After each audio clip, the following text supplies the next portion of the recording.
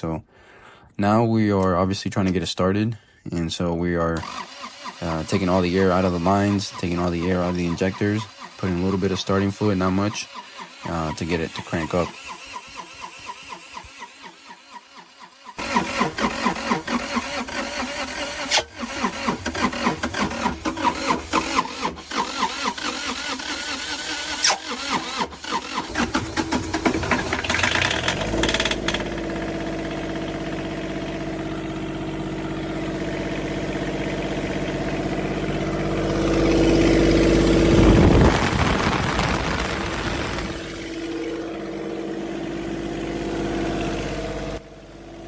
So we finally got it started, thank God.